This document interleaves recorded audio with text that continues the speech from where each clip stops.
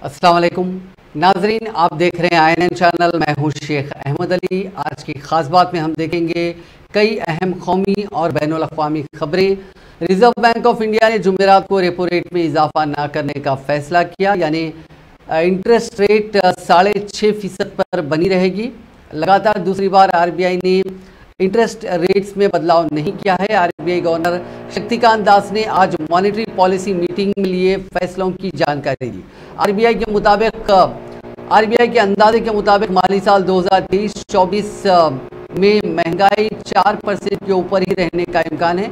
इसके अलावा माली साल 2023-24 में रियल GDP ग्रोथ 6.5% रहने का अंदाजा है। क्वार्टर 1 में 8%, क्वार्टर 2 में 6.5%, क्वार्टर 3 में 6% और क्वार्टर 4 में 5.7% यानी 5.7% GDP रह सकती है।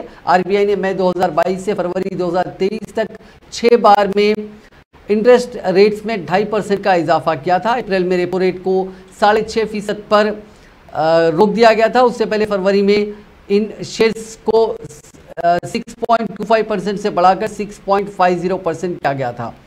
अगर हम इसके इम्पैक्ट का देखें तो इस RBI के इस फैसले से लोन के EMIs में इजाफा नहीं होगा और इकोनॉमी जब भी बुरे दौर से गुजरती है तो रिकवरी के लिए मनी फ्लो बढ़ाने की ज़रूरत पड़ती है। ऐसे में RBI रेपो रेट कम कर देता है, इसलिए इससे बैंकों को RBI से मिलने वाला कर्ज सस्ता होता है और ग्राहकों को भी सस्ते रेट्स पर लोन मिलता है। इस पूरे फैसले से ये उम्मीद की जा रही है कि हिंदुस्तानी मईशत को काफ़ी फ़ायदा होगा। You would recall that we had said as on 31st March 31st March this year, totally 3,62,000 crore notes, 2,000 rupee notes were in circulation.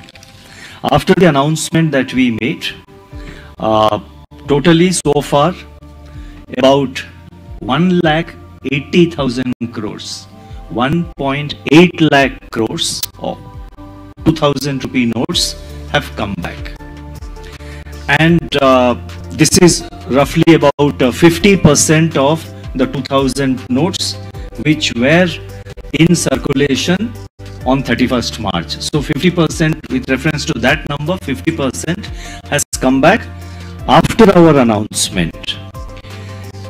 And so far as there has been question about how much of exchange, how much of deposits, that figure needs a lot of reconciliation, because we find that there is some amount of overlap in reporting, so we want to avoid any possibility of double counting. So we are reconciling the figures, but broadly on a provisional basis I can say that about 85% of the 2,000 rupee notes are coming back as deposits into bank accounts.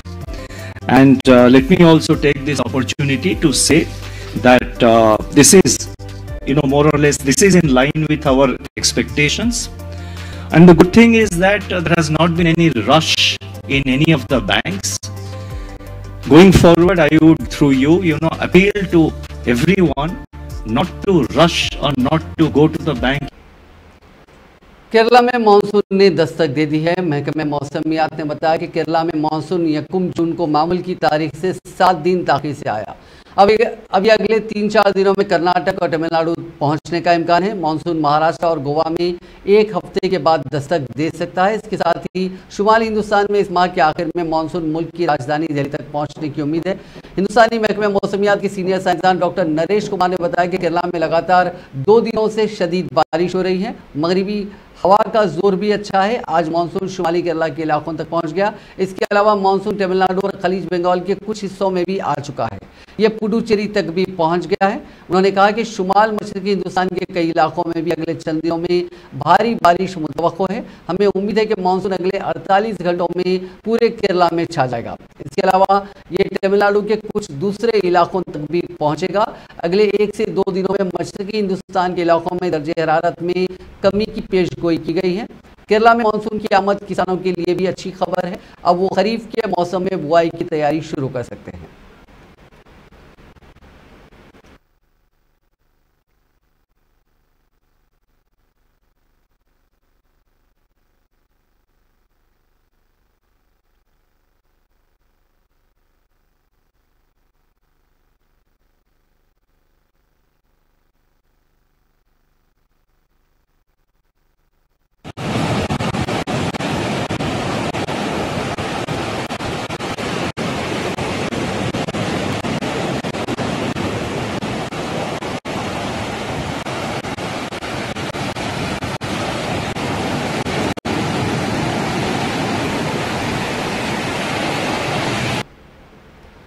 वजीर ख़ारजा doctor S Jaishankar ने जुमेरात को वजीर आज़म नरेंद्र मोदी की 9 साल की foreign policy की जानकारी दी। उन्होंने कहा कि आज लोग भारत को सुनना चाहते हैं और उन्हें लगता है कि भारत के साथ काम करके उनका असर बढ़ेगा। जयशंकर ने कहा कि दुनिया खासतौर से ग्लोबल साउथ हिंदुस्तान को एक तरक्की के हिस्सेदार के तौर पर देखता है। वहीं जब एक रिपोर्टर ने उनसे राहुल गांधी के बैरूनी यात्रा पर सवाल किया तो जयशंकर ने कहा कि जब उनकी बुनी हुई कहानियां देश में नहीं चल पाती हैं तो वो तायद हासिल करने के लिए बैरून मुल्क चले जाते हैं। राहुल गांधी की आदत है कि जब वो बाहर जाते हैं तो मुल्क पर तनकीद करते हैं, हमारी सियासत के बारे में रिमार्क करते हैं।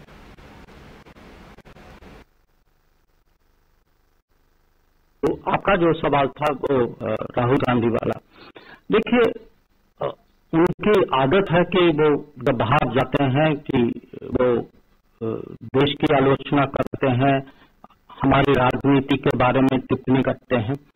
तो जो आपका प्रश्न है कि दूसरों पे ऐसा क्या असर पड़ता है, अब दुनिया हमें दिख रही है। अब दुनिया क्या देख रही है? दुनिया देख रही है कि इस देश में चुनाव होते हैं, चुनाव में कभी एक पार्टी जीतती है, कभी दूसरी पार्टी जीतती। तो अगर देश में डेमोक्रेसी नहीं है तो ये ऐसा परिवर्तन तो आना नहीं चाहिए ना। हर चुनाव का रिजल्ट एक ही होना चाहिए। वैसे 24 का चुनाव रिजल्ट तो वही होगा, हमें पता है, हाँ?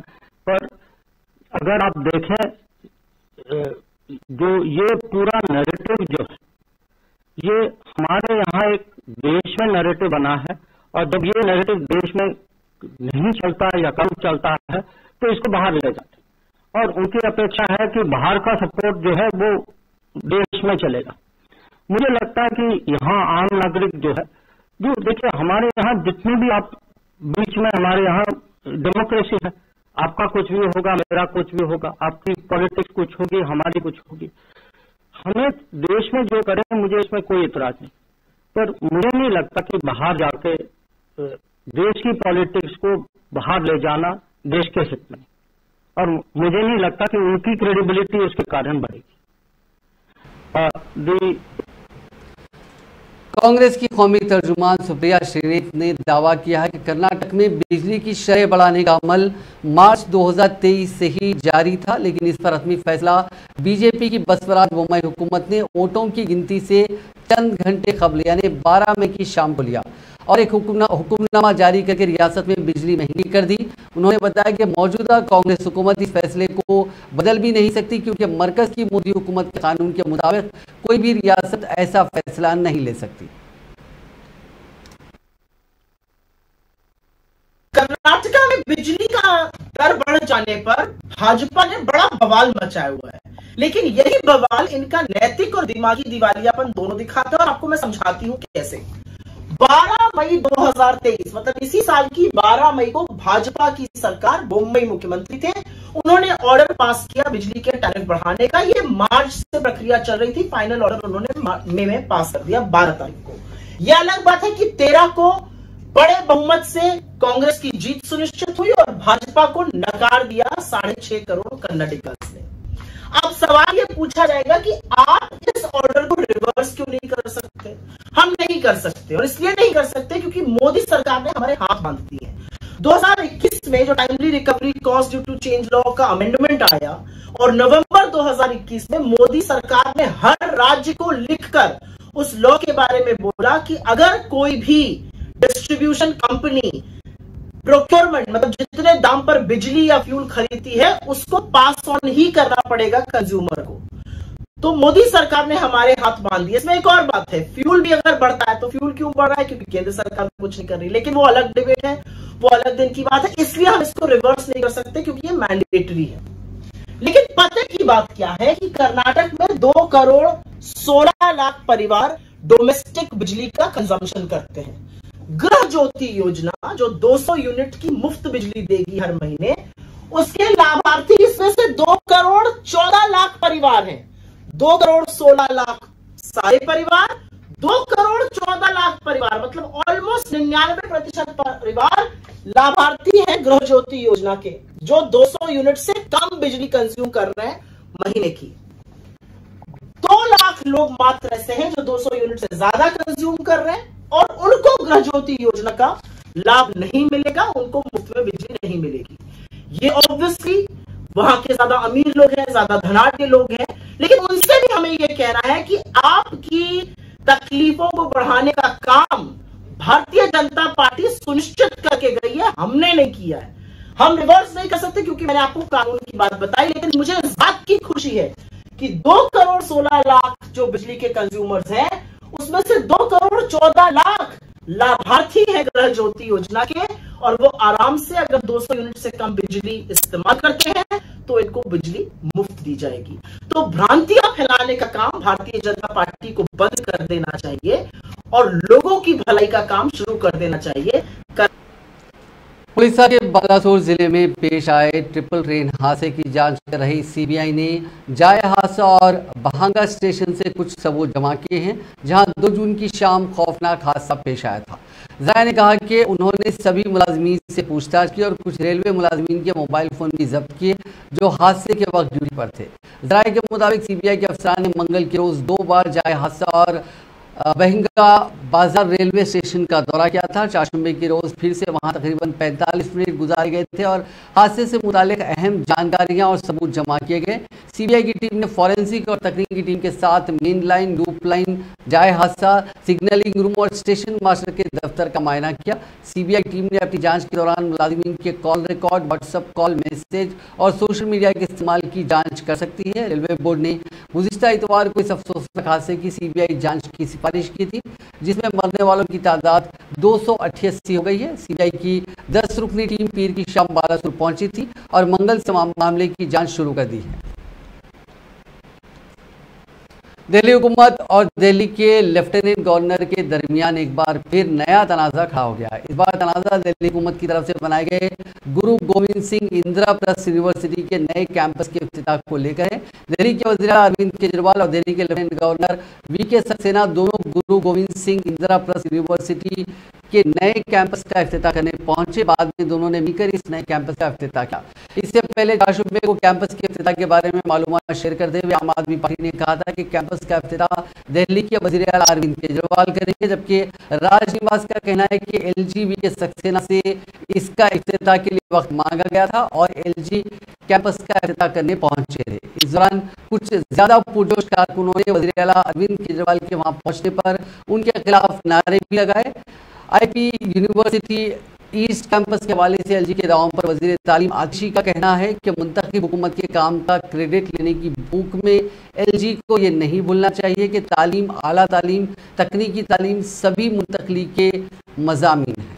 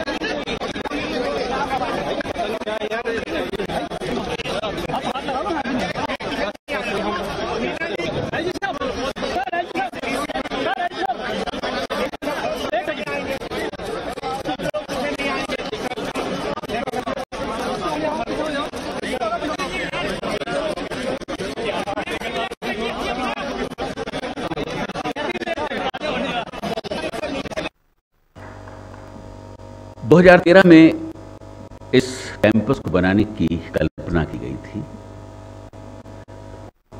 और उसके बाद 14 दिसंबर 2014 में तत्कालीन मानव संसाधन मंत्री श्रीमती स्मृति ईरानी ने इसकी आधारशिला की। इस कैंपस की जो सबसे बड़ी खासियत है, जिसके बारे में कभी किसी ने यहाँ नहीं बोला, इस कैंपस की कॉस्ट लगभग 378 करोड़ रुपए, 378 करोड़ रुपए की लागत से ये कैंपस बना है। बहुत खूबसूरत कैंपस बना है और इस 378 करोड़ में 346 करोड़ का खर्चा इस यूनिवर्सिटी ने अपने पॉकेट से किया है।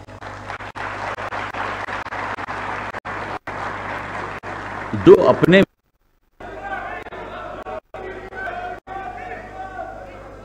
काश अगर इन नारों से शिक्षा व्यवस्था अच्छी हो सकती तो बहुत 70 साल में हो गई होती। मेरी आप लोगों से हाथ जोड़ के निवेदन है, इस पार्टी वालों से भी और इस पार्टी वालों से भी, दोनों पार्टी वालों से निवेदन है, मेरी 5 मिनट बात सुन लो, नहीं पसंद आए तो बाद में नारे लगा देना। एक बारी बोल तो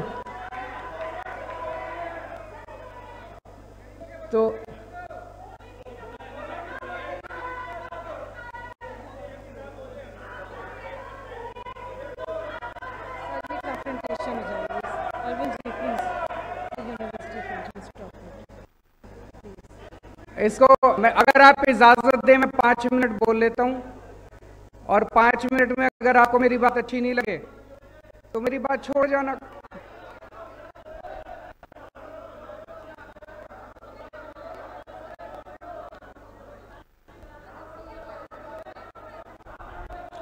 एक मिनट अब बैठ जाओ, सब बैठ जाओ, सब लोग बैठ जाओ, बैठ जाओ, सब लोग बैठ जाओ, बैठ जाओ, सब लोग बैठ जाओ,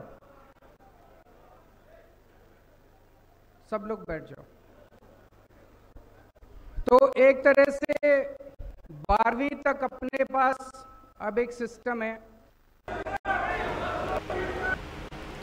एयर इंडिया ने रूस डाइवर्ट की गई दिल्ली सैन फ्रांसिस्को फ्लाइट के सभी पैसेंजर्स को टिकट के पैसे वापस करने का ऐलान किया।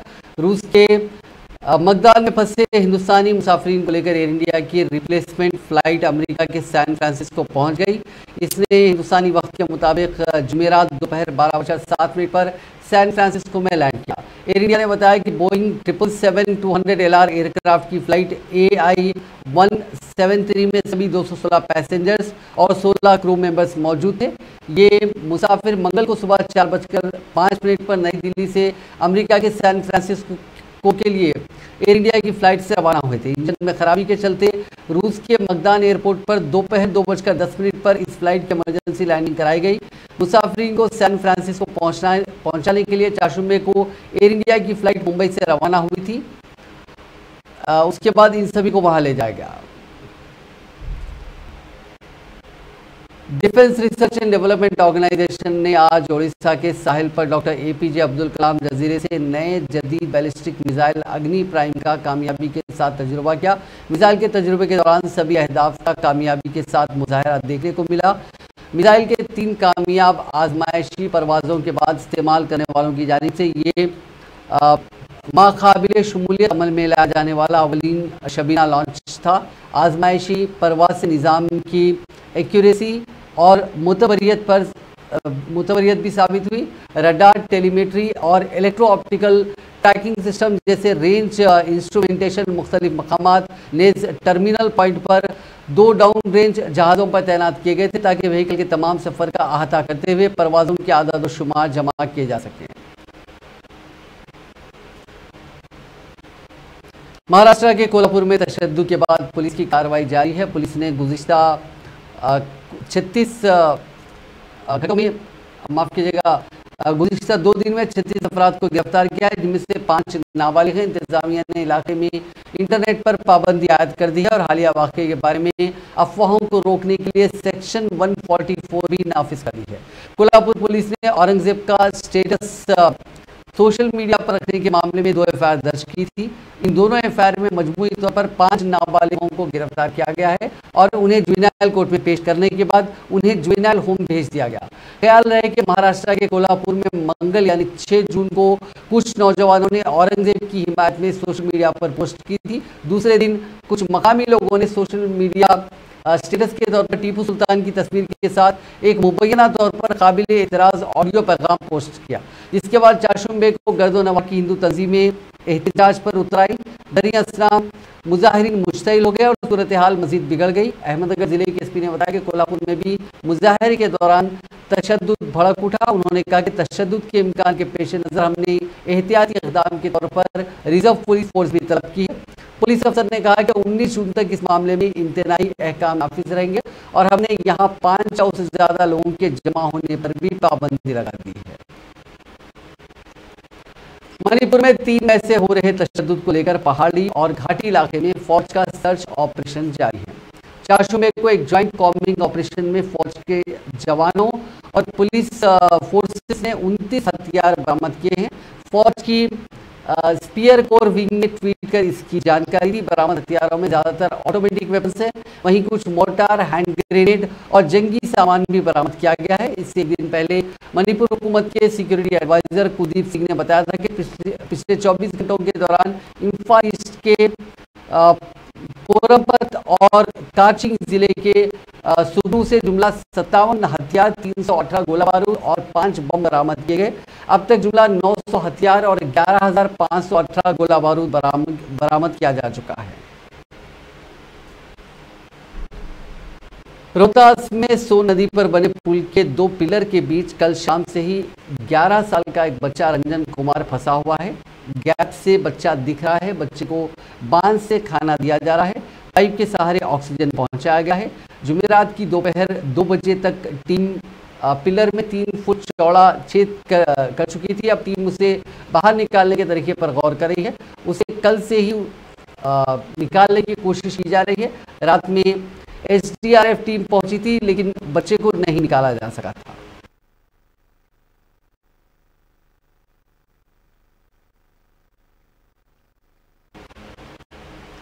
मध्य प्रदेश के सीधी जिले में एक ट्रक पलटकर बोलेरो गाड़ी पर गिर गई। हादसे में 7 लोगों की मौके पर ही मौत हो गई। मरने वालों में 2 बच्चे शामिल हैं। 2 संगीन रूप से जख्मी हैं, जिन्हें जिला अस्पताल में भर्ती करा दिया गया। हादसा बरम बाबा डोर के पास जुमेरात की सुबह 11 बजे पेश आया। जानकारी के मुताबिक ट्रक गड्ढे में फंस गया था। इसके बाद बेकाबू होकर सड़क किनारे खड़ी बोलेरो पर पलट गया। हादसे में जख्मी शख्स ने बताया कि सभी यादव परिवार की बारात में सिरसी से कुंदूर कुश्मी जा रहे थे।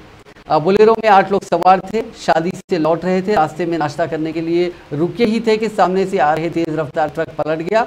ट्रक के पलटते ही बोलेरो जमीन में चिपक गई। गाड़ी में बैठे 6 लोगों ने दम तोड़ दिया। मरने वाले सभी आपस में दूर के रिश्तेदार बताए गए। बॉम्बे हाई कोर्ट ने साबिक ACB zonal director Sameer Wankhede को 23 जून तक गिरफ्तारी से राहत दी है। दरअसल सीबीआई ने कोर्ट से वानखड़े की गिरफ्तारी पर लगी रोक हटाने की अपील की थी। इसके खिलाफ वानखड़े ने कोर्ट में पिटीशन दाखिल की थी। सीबीआई का कहना है कि वानखड़े के खिलाफ रिश्वतखोरी की बेहद संगीन और काफ़ी सेंसिटिव इल्ज़ामात हैं। ऐसे में उन्हें गिरफ्तार करने की परमिशन दी जाए। वहीं वानखड़े के वकील ने पिटीशन में बदलाव करने के लिए 2 हफ्ते का वक्त मांगा था। सीबीआई ने वानखड़े पर इल्ज़ाम लगाया कि उन्होंने कॉर्डेलिया क्रूज ड्रग्स केस में शाहरुख खान के बेटे आर्यन को छोड़ने के बदले 25 करोड़ रुपए की मांग की थी। सीबीआई ने इस मामले में वानखड़े समेत 5 लोगों के खिलाफ एफआईआर दर्ज की है। इसी के खिलाफ वानखड़े कोर्ट पहुंचे थे। इससे पहले कोर्ट ने माफ कीजिएगा, इससे पहले की सुनवाई में कोर्ट ने सीबीआई को 22 मई तक वानखड़े के खिलाफ कोई सख्त कार्रवाई न करने का हुक्म दिया था। दूरदर्शन की मशहूर और पहली English news anchor Geetanjali Iyer का 4 मई के रोज 76 साल की उम्र में इंतकाल हो गया। तकरीबन 30 साल तक उन्होंने नेशनल ब्रॉडकास्टर पर अपनी खिदमत दी। 1971 में गीतांजलि ने दूरदर्शन ज्वाइन किया था। 3 दहाई के दौरान उन्हें 4 मरतबा बेस्ट न्यूज एंकर का अवार्ड हासिल हुआ था। सोशल मीडिया कंपनी मेटा ने हिंदुस्तान में मेटा वेरिफिकेशन प्रोग्राम को शुरू कर दिया है। कंपनी के सीईओ मार्क जुकरबर्ग ने इसका ऐलान किया। उन्होंने इंस्टाग्राम पर लिखा कि मेटा वेरीफाइड अब हिंदुस्तान, यूके और कनाडा में अवेलेबल है और ब्राज़ील में जल्द आ रहा है। हिंदुस्तान के लिए मेटा ने iOS और एंड्रॉयड डिवाइस यूजर्स के लिए 699 रुपये मंथली सब्सक्रिप्शन प्लान रखा है। कंपनी ने बताया कि अगले कुछ महीनों में वेब यूजर्स 599 रुपये हर महीना देकर सब्सक्रिप्शन प्लान ले सकेंगे। इस सब्सक्रिप्शन प्लान के जरिए फेसबुक और इंस्टाग्राम में ब्लू टिक मिलेगा। मार्क जुकरबर्ग ने कहा कि जो फेसबुक और इंस्टाग्राम अकाउंट पहले से वेरीफाइड हैं, उन्हें ब्लू टिक के सब्सक्रिप्शन प्लान लेने की जरूरत नहीं होगी। पहले से वेरीफाइड यूजर्स का ब्लू टिक नहीं हटेगा।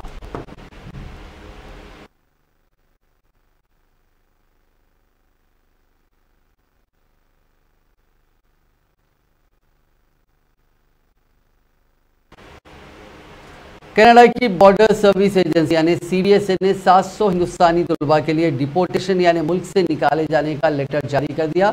CBSA के मुताबिक इन स्टूडेंट्स के पास जारी एडमिशन लेटर्स हैं जिसके जरिए इन्होंने कई यूनिवर्सिटियों में एडमिशन लिया। द कैनेडियन प्रेस के मुताबिक कनाडा में PM जस्टिन ट्रूडो की हुकूमत ने इन तलबा को वापस हिंदुस्तान भेजने का फैसला किया है। वहीं डिपोर्ट किए जाने के डर से ये स्टूडेंट्स मुल्क भर में मुजाहरे कर रहे हैं। मामले में वजीर खारजा डॉक्टर एस जयशंकर ने कहा कि पिछले कुछ वक्त से तलबा का ये मामला आ रहा है।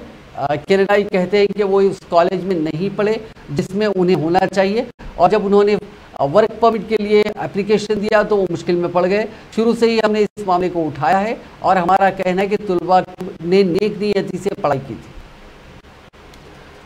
जुनूबी म्यांमार में 4 शुम्बे को ज़लज़ले के झटकों से 2 अफराद हलाक और कई इमारतों को नुकसान पहुंचा। एक मकामी रेस्क्यू तंजीम ने ये इतला दी। रिचर्ड स्केल पर ज़लज़ले की शिद्दत 4.8 रिकॉर्ड की गई है। उन्होंने कहा कि ज़लज़ले में मोबिन में एक मुराक़बा मरकज़ की छत गिरने से एक बुद्ध राहिबा और एक खातून हलाक हो गई। मरकज़ में मौजूद एक दीगर खातून को भी मामूली चोटें आई हैं। उन्होंने कहा कि हलाक और ज़ख्मी होने वालों को मुबीन अस्पताल मुंतकिल किया गया है। उन्होंने कहा कि ज़लज़ले की वजह से शहर में कई इमारतों को नुकसान भी पहुंचा है। म्यांमार के महकमे मौसमियात और हाइड्रोलॉजी के मुताबिक 4 शुम्बे के रोज़ आने वाला ज़लज़ला जुनूबी म्यांमार के एरोवाडी इलाके में न्यूअंग डॉन के जुनूब और जुनूब मगरिब में तकरीबन 5 मील की दूरी पर था। फ्रेंच ऑल्प्स के ANC कस्बे में जुमेरात के रोज एक शख्स ने लोगों पर चाकू से हमला कर दिया। इस हमले में 6 बच्चों समेत 7 लोग जख्मी हो गए। ये वाक़या सुबह 9:45 बजे का है। सिक्योरिटी फोर्सेस ने हमलावर को पकड़ लिया है। वज़ीर दाखिला जेराल्ड डॉर्मेन ने इसकी जानकारी दी। जख्मी हुए बच्चों की उम्र 3 साल बताई जा रही है। सभी को अस्पताल में भर्ती कराया गया है।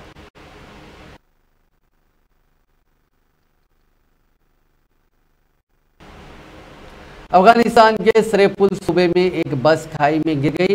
एक्सीडेंट में 25 लोगों की मौत हो गई। इसमें 12 खवातीन और 9 बच्चे शामिल हैं। बस में सवार लोग एक शादी की तकरीब में शामिल होकर लौट रहे थे। मकामी पुलिस कमांडर के तर्जुमान दीन मोहम्मद नजारी ने बताया कि शुरुआती जांच में बस ड्राइवर की लापरवाही सामने आई है। हादसे की जांच के अहकाम दिए गए हैं।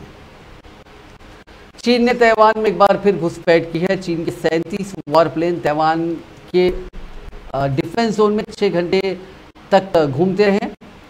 इनमें न्यूक्लियर कैपेसिटी वाले H-6 बॉम्बर्स के साथ साथ J-11 और J-16 फाइटर जेट्स भी शामिल हैं। ताइवान ने चीन के फाइटर जेट्स के घुसते ही एयर अलर्ट जारी कर दिया था। इसके बाद उन्होंने चीन पर नज़र बनाने के लिए अपने ही वारप्लेन और शिप भेजे। इसके अलावा ताइवान के वजीर दिफा के हुक्म पर ज़मीन से मार करने वाली मिसाइल सिस्टम को भी एक्टिवेट कर दिया गया। ताइवान के वजीर दिफा ने बताया कि कुछ चीनी प्लेनों ने ताइवान के एक इलाके में उड़ान भरी। निगरानी और लंबी दूरी की नेविगेशन ट्रेनिंग के लिए ये वेस्टर्न सूबा इलाके में चले गए।